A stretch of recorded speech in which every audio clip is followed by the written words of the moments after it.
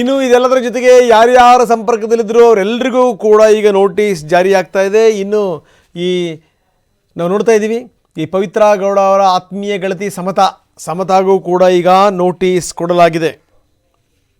ಪವಿತ್ರ ಅವರ ಆತ್ಮೀಯ ಗೆಳತಿ ಸಮತಾಗೂ ಕೂಡ ಈಗ ನೋಟಿಸ್ ಹೋಗಿದೆ. ಅಂದರೆ ಈಗ ಬೇರೆ ಬೇರೆಯವರು ಕೂಡ ಇದರ ವ್ಯಾಪ್ತಿಯ ಒಳಗಡೆಗೆ ಬರ್ತಾ ಇದ್ದಾರೆ.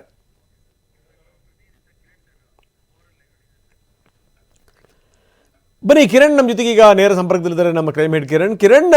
ಒಂದಾದ ಮೇಲೊಂದು ಹೆಸರುಗಳು ಈಗ ತಳಕ್ಕೆ ಹಾಕ್ಕೊಳ್ತಾ ಇವೆ. ನ್ಯಾಯಾಲಯಕ್ಕೆ ಪೊಲೀಸರು ಹೇಳಿದ್ರು ಇನ್ನೂ ಕೂಡ ಕಾಣದ ಕೈಗಳಿರಬಹುದು ಅನ್ನುವಂಥದ್ದು. ಆ ಕಾಣದ ಕೈ ಯಾವುದು, ಆ ನಿಗೂಢ ವ್ಯಕ್ತಿ ಯಾರು ಅನ್ನುವಂಥದ್ದು ಗೊತ್ತಾಗಿದೆ.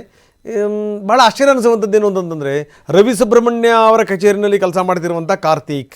ಯಾರೀ ಕಾರ್ತಿಕ್ ಹಿನ್ನೆಲೆ ಏನು, ಕಾರ್ತಿಕ್ಗೂ ಪ್ರದೋಷ್ಗೂ ಏನು ಸಂಬಂಧ, ಜೊತೆಗೆ ಪ್ರದೋಷ್ ಯಾಕೆ ಈ ಸ್ಥಳಕ್ಕೆ ಕರೆಸ್ದ, ಅದಾದ ನಂತರ ಪ್ರದೋಷನನ್ನು ಯಾಕೆ ಇವನು ಕಾರಲ್ಲಿ ಕರ್ಕೊಂಡು ಹೋದ, ನಂಬರ್ 1. ನಂಬರ್ 2, ಈಗ ಯಾರ್ಯಾರು ಅವ್ರ ಗೆಳತಿಯರಿದ್ದಾರಲ್ಲ ಅವ್ರಿಗೂ ಕೂಡ ನೋಟಿಸ್ ಕೊಡಲಾಗಿದೆ. ಸಮತಾ ಅನ್ನುವಂಥ ವ್ಯಕ್ತಿಗೂ ಕೂಡ, ಆಕೆಗೂ ಕೂಡ ನೋಟಿಸ್ ಕೊಟ್ಟಿದ್ದಾರೆ ಪೊಲೀಸರು. ಆಕೆ ಪವಿತ್ರ ಅವರ ಆತ್ಮೀಯ ಗೆಳತಿ. ಏನು ಇವರಿಬ್ಬರು ಕಥೆ ಏನು?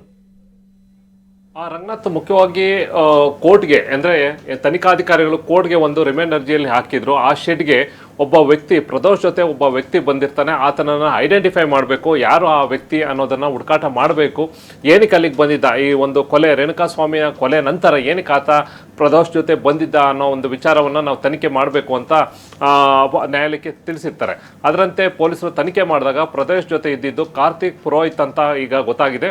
ಈ ಪ್ರದೋಷ್ ಮತ್ತು ಕಾರ್ತಿಕ್ ಪುರೋಹಿತ್ ಇಬ್ಬರೂ ಕೂಡ ರವಿ ಸುಬ್ರಹ್ಮಣ್ಯ ಏನಿದ್ದಾರೆ MLA, ಬಸವನಗುಡಿ MLA, ಅವ್ರ ಜೊತೆ ಇದ್ದವರು. ಅವರ ಒಂದು ಕೆಲಸ, ಅವರ ಒಂದು ಆಫೀಸಲ್ಲೂ ಕೂಡ ಸಣ್ಣ ಪುಟ್ಟ ಕೆಲಸವನ್ನು ಮಾಡ್ಕೊಂಡಿದ್ದರು. ಅದರಲ್ಲೂ ಕೂಡ ಕಾರ್ತಿಕ್ ಪುರೋಹಿತ್ ಕಾರ್ ಡ್ರೈವಿಂಗ್ ಕೂಡ ಕೆಲಸ ಮಾಡ್ತಾ ಇದ್ದ ಅನ್ನೋ ಒಂದು ವಿಚಾರ ಇದೆ. ಅವನು ಏನಕ್ಕೆ ಬಂದಿದ್ದ, ಏನಕ್ಕೆ ಮತ್ತೆ ಅಲ್ಲಿ ಇದ್ದ, ಆ ಸ್ಪಾಟಲ್ಲಿ ಏನಕ್ಕೆ ಬಂದಿದ್ದ, ಅವನ ಜೊತೆ ಬಂದಿದ್ದ ಕಾರಣ ಏನು, ಎಲ್ಲವನ್ನೂ ಕೂಡ ಕೇಳಿ ಈಗಾಗಲೇ ನೋಟಿಸ್ ಕೊಟ್ಟಿದ್ದಾರೆ. ಈಗ ಸಂಬಂಧಪಟ್ಟಂತೆ ನೋಟಿಸ್ ಇವತ್ತು ಬಂದು ವಿಚಾರಣೆಗೆ ಹಾಜರಾಗಬೇಕು. ಇದು ಒಂದು ಕಡೆ. ಇನ್ನೊಂದು ಕಡೆ ಇದೇ ಪ್ರಕರಣಕ್ಕೆ ಸಂಬಂಧಪಟ್ಟಂತೆ 40 ಲಕ್ಷ ರೂಪಾಯಿ ಏನು ಸರೆಂಡರ್ ಮಾಡಿದವ್ರಿಗೆ ದುಡ್ಡನ್ನು ಕೊಡೋಕ್ಕೆ ಮೋಹನ್ ರಾಜು ಅಂತ ಎಕ್ಸ್ ಡೆಪ್ಯೂಟಿ ಮೇಯರ್ ಆಗಿದ್ರು ಮೋಹನ್ ರಾಜು, ಅವ್ರಿಗೂ ಕೂಡ ನೋಟಿಸ್ ಕೊಟ್ಟಿದ್ದಾರೆ. ಅವರು ಕೂಡ ಇವತ್ತು ವಿಚಾರಣೆಗೆ ಹಾಜರಾಗಬೇಕು. ಏನಕ್ಕೆ ಈ ದುಡ್ಡನ್ನು ಪ್ರದೋಷ್ಗೆ ಕೊಟ್ಟಿದ್ದೆ, ಯಾಕೆಂದ್ರೆ ಆ ದುಡ್ಡನ್ನು ನಂತರ ಪ್ರದೋಷ್ ಬೇರೆ ಯಾರು ಸರೆಂಡರ್ ಆಗಿರ್ತಾರೆ, ಆಗಬೇಕು ಅಂತ ಇದ್ರು, ಕೇಶವಮೂರ್ತಿ ಇರ್ಬೋದು, ಕಾರ್ತಿಕ್ ಇರ್ಬೋದು, ಅವ್ರಿಗೆಲ್ಲರೂ ಕೂಡ ದುಡ್ಡನ್ನು ಕೊಟ್ಟಿರೋದು. ಇದಲ್ದಲ್ಲೇ ಪವಿತ್ರ ಗೌಡ ಜೊತೆ ಏನು ಆಕೆ ಸಮತಾ, ಆಕೆಗೂ ಕೂಡ ನೋಟಿಸನ್ನು ಕೊಟ್ಟಿದ್ದಾರೆ.